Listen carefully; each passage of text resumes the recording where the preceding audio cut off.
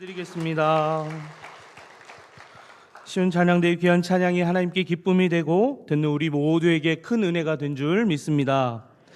오늘 찬양 예배는 항존직 헌신 예배로 드립니다. 이 예배를 통해 하나님 앞에 제 헌신을 다짐하며 나아가는 모든 항존직이 하나님 나라의 귀한 일꾼들로 세워지는 복된 자리가 되기를 간절히 축복합니다.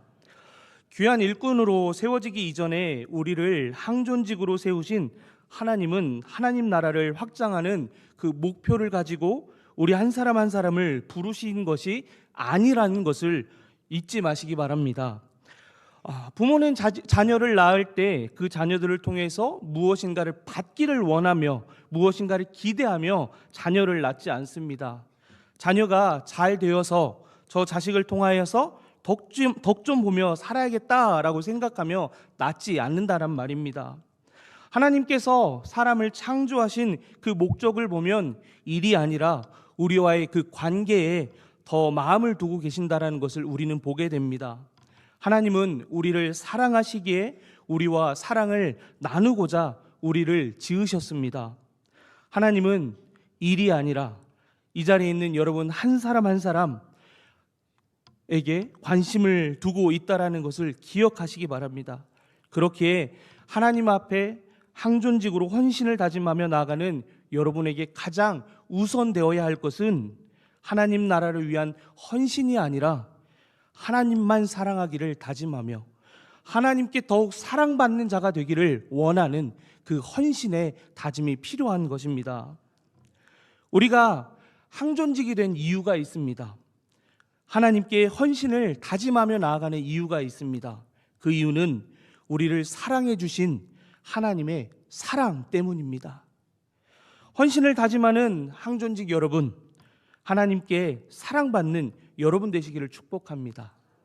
세상 그 무엇보다 하나님을 사랑하고 사랑을 받기 때문에 하나님 앞에 헌신하며 나아가는 여러분 되시기를 다시 한번 축복합니다. 교회의 일보다 섬기는 그 어떤 자리보다 하나님이 우선되어 가기를 간절히 소망합니다. 여러분 안에 하나님의 사랑이 가득하면 그 사랑에 응답하는 삶으로 살 수밖에 없습니다. 그 사랑이 여러분의 삶을 이끌 것이고 하나님을 위한 항존직으로 헌신하며 살게 될 것입니다. 내 의지와 결단, 여러분은 얼마나 확신하고 자신 있으십니까?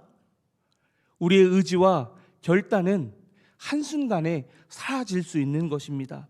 그것을 의지하며 그것을 자랑 삼으며 하나님 앞에 항존직으로 나아가는 것이 아니라 하나님의 사랑이 우리를 그렇게 하실 것을 기대하며 나아가는 여러분 되시기를 다시 한번 간절히 축복합니다.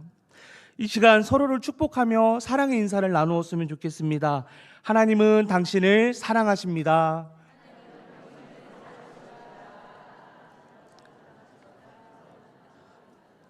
아멘. 이번에 한 번 더 인사할 텐데요. 이제는 하나님이 나를 사랑하십니다 라고 내 자신에게 인사하겠습니다. 하나님이 나를 사랑하십니다. 아멘. 여러분 믿으십니까? 이것이 굉장히 우리에게 중요합니다. 하나님이 여러분을 사랑하시고 하나님이 나를 사랑하신다라는 것, 그것만이 분명하면 우리는 하나님께 기쁨되는 사람으로 살 수밖에 없습니다. 여러분은 교회 안에서 교회를 사랑하는 사람들이 있다면 그 사람은 누구라고 생각하십니까? 저는 그 사람은 단연 항존직이라고 생각합니다. 아무도 아멘을 안 하시네요. 다시 질문 드리겠습니다. 여러분은 교회 안에서 교회를 사랑하는 사람이 있다면 그 사람은 누구라고 생각하십니까? 저는 단연 항존직이라고 생각합니다. 제 생각이 맞죠? 교회를 사랑하는 항존직이라면 누구라도 한 번쯤 교회의 부흥을 꿈꿨을 것입니다. 여러분은 교회의 부흥을 꿈꾸고 계십니까? 교회의 부흥을 꿈꾸는 여러분 되시기를 축복합니다. 우리나라에 교회가 세워졌을 때 부흥기가 있었습니다. 하지만 그 영광은 지나가고 오래전부터 한국 교회는 여러 이유들로 인해서 성도들이 떠나가고, 그리고 코로나 이후에는 그 속도가 더욱 빨라져서 점점 교회는 비어져가는 상황에 이르렀습니다. 그렇기 때문에 이제 더 이상 부흥을 꿈꾸십시오 라고 하는 말이 우리에게 부담스럽고 어려운 말이 된 지 이미 오래되었습니다. 그럼에도 여러분 가운데 부흥을 꿈꾸시는 분들이 있을 거라고 저는 믿습니다. 제가 전도부와 세계선교부를 담당하면서 만나는 한 장로님이 계십니다. 그 장로님과 만날 때마다 느끼는 건 뭐냐면 저분 안에 교회의 부흥을 정말 꿈꾸는 그 마음이 있구나라는 걸 느낍니다. 누군지 아세요, 여러분? 네.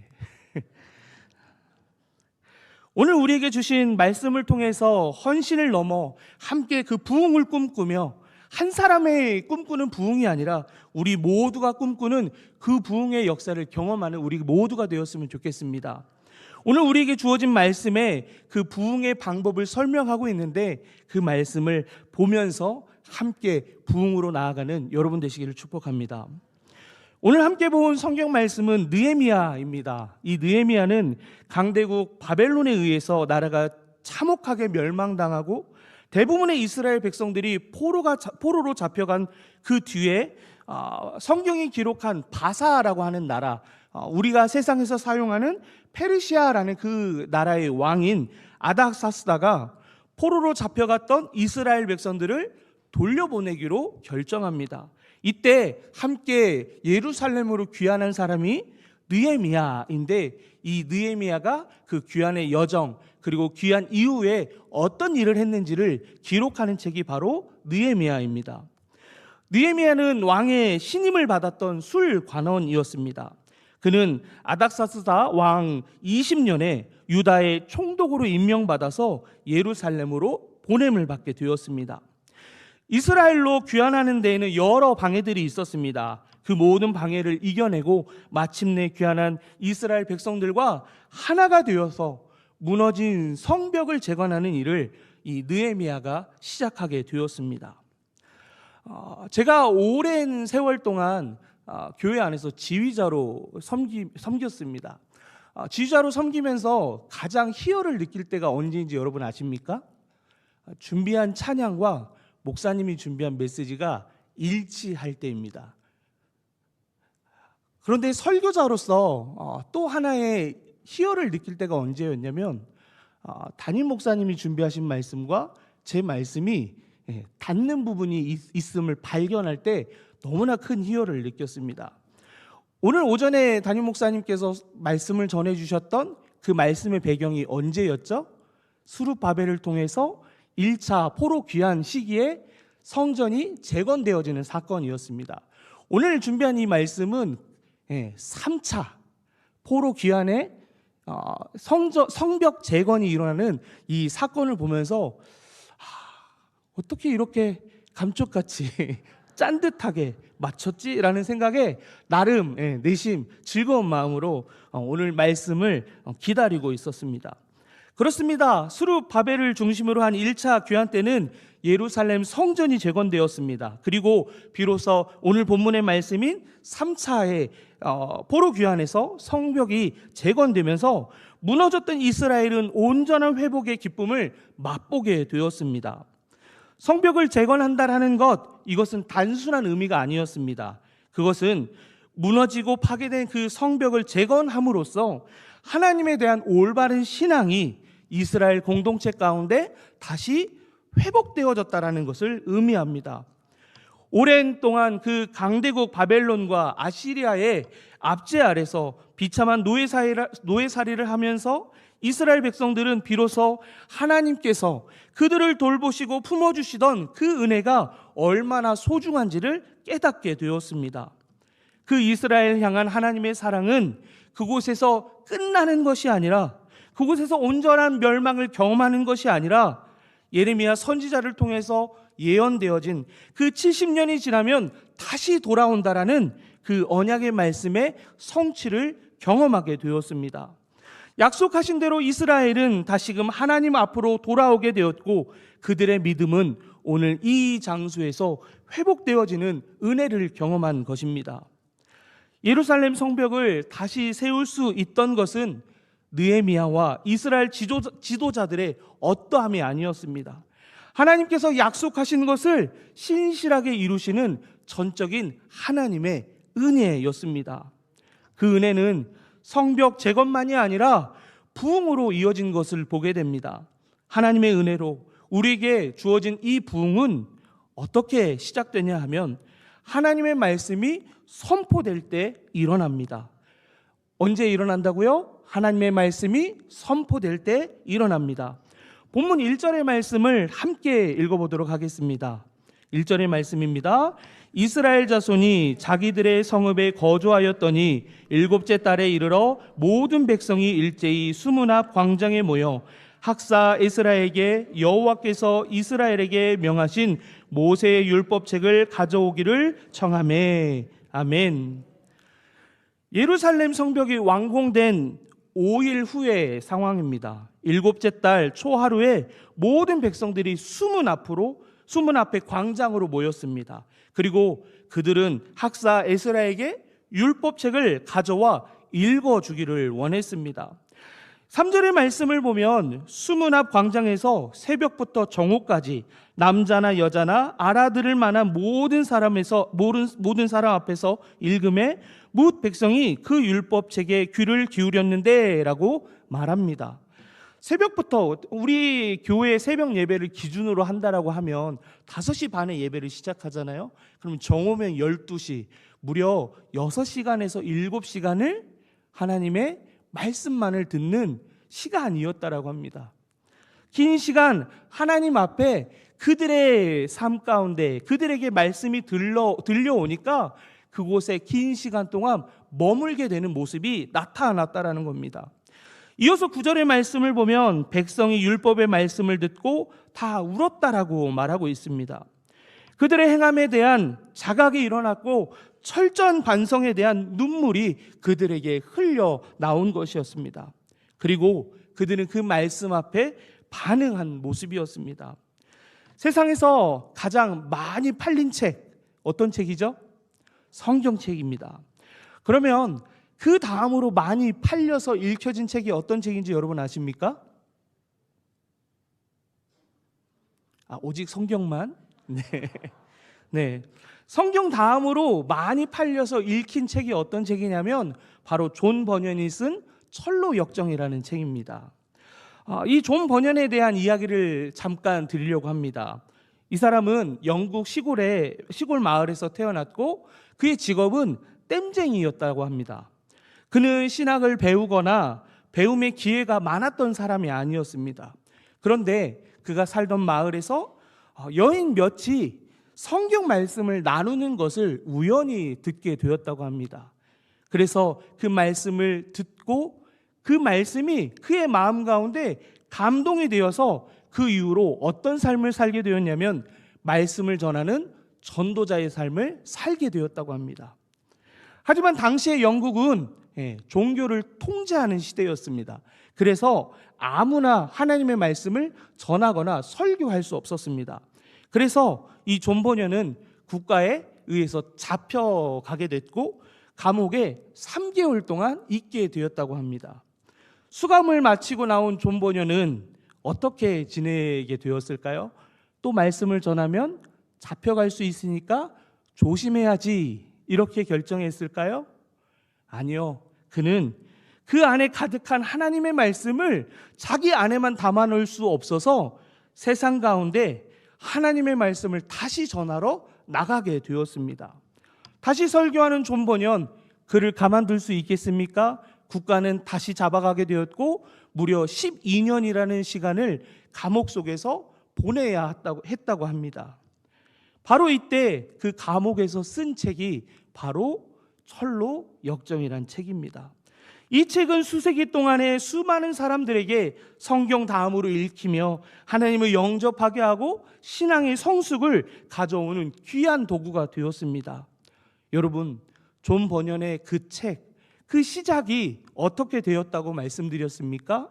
바로 여인들이 모여서 나누었던 그 성경 말씀이 그의 마음에 들어왔을 때 그러한 쓰임을 받는 놀라운 역사가 일어났다는 겁니다. 요즘 전도가 참 어렵지 않습니까? 쉬운 전도의 방법을 여기서 보게 됩니다.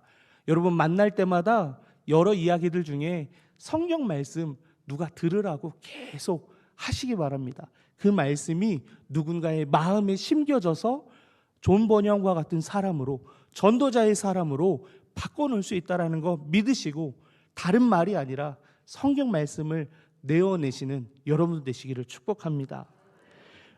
로마서 10장 17절의 말씀은 이렇게 말합니다. 그러므로 믿음은 들음에서 나며 들음은 그리스도의 말씀으로 말미암느니라. 아멘.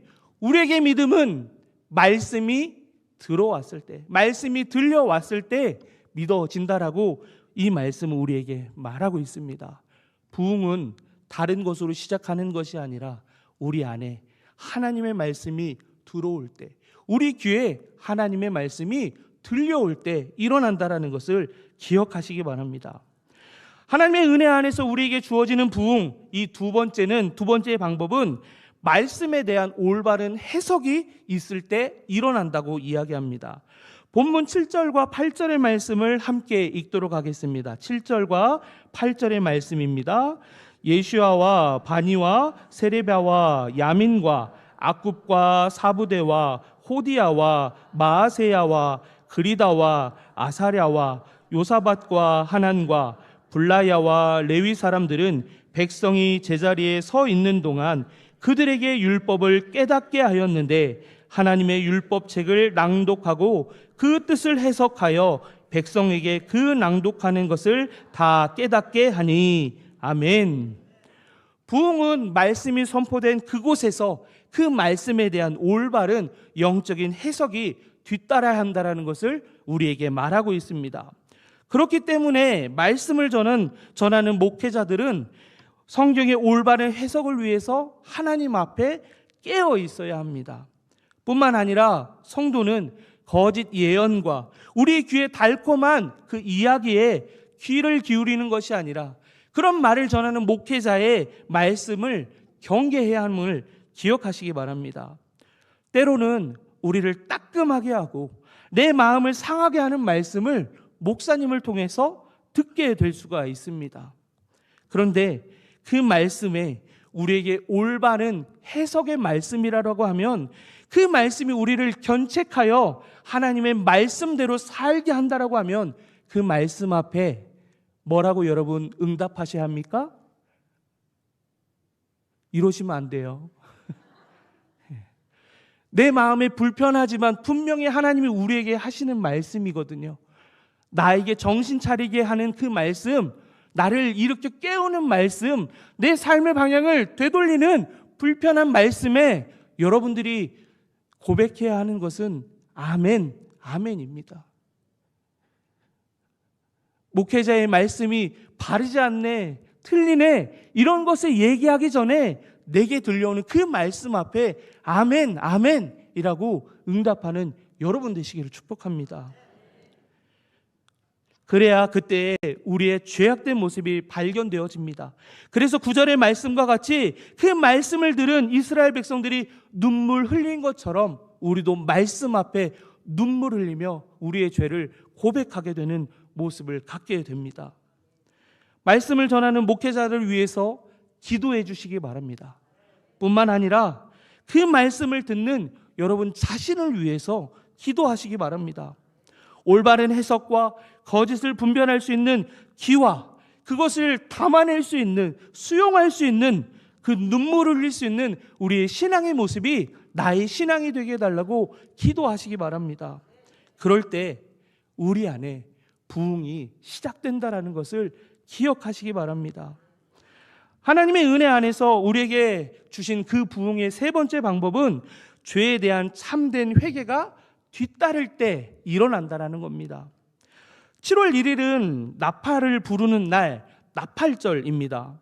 이스라엘이 사용했던 그 달력은 유대력이라고 하는데 그 이스라엘의 신년이 곧 7월 1일 나팔을 부는 이날이었습니다.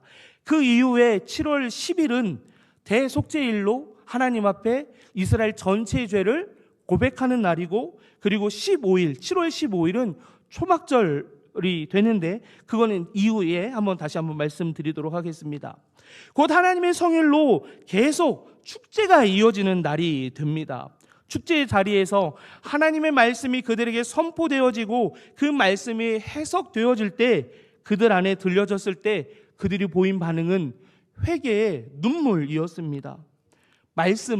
말씀의 해석은 오늘도 여전히 우리에게 선포되어지고 이해되어집니다. 하지만 그 말씀을 모두 다 받아들이고 그것을 모두 다 믿느냐? 그렇지 않다라는 것을 여러분 모두가 잘 알고 계실 것입니다.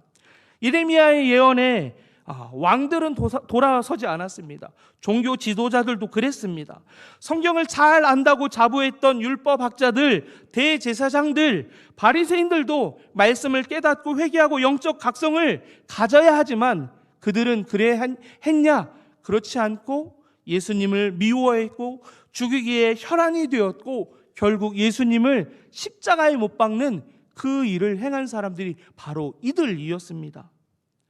내 안에 말씀이 가득하여도 그 말씀에 반응하여서 옷을 찢으며 눈물을 흘리고 회개하지 않으면 우리 안에는 결코 부흥이 임하지 않는다라는 것 기억하시기 바랍니다. 이 땅에 대부흥의 역사가 있습니다. 많이들 알고 계실 텐데요. 그 부흥의 시작은 철저한 자기 회개로부터 시작되었습니다. 하나님 앞에 말씀을 통하여 들추어진 여러분의 죄악된 모습이 있다면 회개하시기 바랍니다. 그 죄를 고백하고 하나님의 구원을 바라며 나아갈 때 우리에게 부흥이 일어날 것임을 믿고 그렇게 회개하시기 바랍니다. 하나님의 은혜 안에서 우리에게 부흥은 마지막으로 하나님을 기뻐할 때 일어납니다. 어떨 때요? 하나님을 기뻐할 때. 본문 10절의 말씀을 보면 10절의 하반절의 말씀을 보면 이날은이라고 적혀있는 부분이 있습니다. 한번 띄워주실래요? 네, 10절. 네, 이날은이라고 적혀있는데 찾으셨나요? 같이 거기서부터 한번 읽어보겠습니다. 이날은 우리 주의 성일이니 근심하지 말라. 여호와로 인하여 기뻐하는 것이 너희의 힘이니라 하고. 아멘. 느헤미야는 백성에게 말합니다. 근심하지 말고 기뻐하라. 왜냐하면 하나님 때문입니다.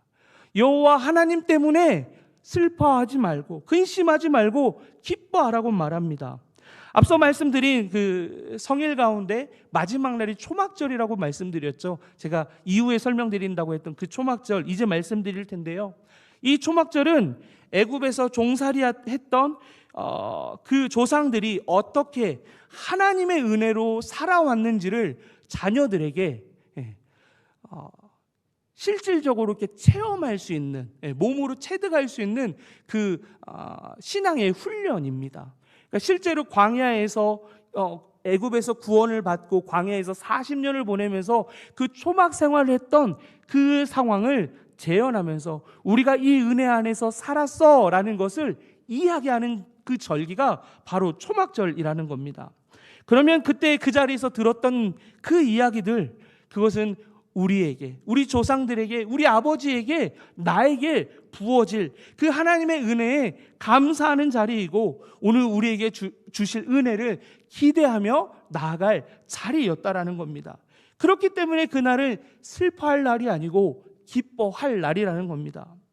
여러분, 만약에 그런 경험이 남자분들은 좀 있지 않을까 싶습니다. 여자분들이 이렇게 단단히 마음이 돌아서면 용서를 그렇게 구해도 용서 안 해주잖아요. 다들 착하셔서 모르시는 얘기인가 봅니다. 용서 없이 끝없이 회개를 한다면 잘못했어 자기야 마음 좀 풀어 이렇게 하면 그 시간이 얼마나 지옥 같겠습니까? 또 이스라엘 백성들이 애굽의 포로로 그리고 바벨론의 포로로 계속 그 삶이 지속됐다라고 하면 그 삶만큼 얼마나 고달픈 인생이 어디 있겠습니까? 하나님은 우리를 그곳 가운데 용서가 없는 회개의 자리 가운데 두지 않으시고 세상 권력과 권세 가운데 눌려있는 인생들로 가만두지 않으십니다. 하나님이 우리를 사랑하시기 때문에 우리를 위해서 아들 예수 그리스도를 내어주셨고 그분은 십자가에 죽으시기까지 사랑하셔서 우리와 화목케 하신 그 은혜와 사랑을 주셨는데 우리가 더 이상 슬퍼할 이유가 어디에 있겠습니까? 비록 내 삶이 지옥 같고 비록 내 삶이 여전히 힘겨운 상황일지라도 죽기까지 사랑해 주셨는데 아들 예수 그리스도를 기꺼이 내어주셨는데 우리의 삶을 보며 우리의 삶만 보며 힘들어할 이유가 어디에 있단 말입니다. 구원하신 하나님 아버지의 사랑과 그 은혜에 감사하며 참된 기쁨으로 하나님을 기뻐하시는 여러분 되시기를 축복합니다. 그때 우리에게 부흥이 일어납니다. 여호와로 인하여 기뻐하는 것이 너의 힘이라 라는 이 본문의 말씀에 힘이라는 단어를 보면요, 피난처, 산성, 요새라는 뜻을 갖고 있음을 보게 됩니다. 하나님을 기뻐할 때 하나님은 우리의 힘이 되십니다. 그리고 우리의 피난처가 되셔서 무너졌던 성벽이 아니라 다시 무너지지 않을 단단한 성벽이 되어주신다고 우리에게 약속하시는 것입니다. 다른 성벽이 아니라 결코 무너지지 않는 주님의 성벽 가운데 거하시는 여러분 되시기를 축복합니다. 오늘 우리의 상황이 부흥을 꿈꿀 수 없을 때입니까? 하나님은 다시 성전을 세우게 하셨고 성벽을 세우게 하셨습니다. 그것은 오늘 우리에게도 다시금 그 은혜를, 다시금 그 부흥의 은혜를 주신다라는 것을 우리로 하여금 보고 믿으라고 오늘 이 말씀을 우리에게 주신 것입니다. 사랑하는 항존직 여러분, 그리고 번동의 모든 성도 여러분, 하나님의 말씀을 기뻐하시기 바랍니다. 하나님의 말씀이 나를 때릴 때 그것을 기뻐하시기 바랍니다. 하나님 앞에 회개하기를 기뻐하시기 바랍니다. 무엇보다 우리를 십자가의 사랑으로 용서하신 그 하나님을 기뻐하시기 바랍니다. 그럴 때 우리가 그토록 꿈꾸며 어쩌면 꿈꿀 수 없었던 그 부흥을 우리로 하여금 다시 꿈꾸게 하시며 다시 부흥 가운데 있는 번동제일교회의 성도로 살아가는 그 영광을 우리에게 허락해 주실 것입니다. 그 하나님의 은혜를 기대하며 나아가는 여러분 되시기를 간절히 축복합니다.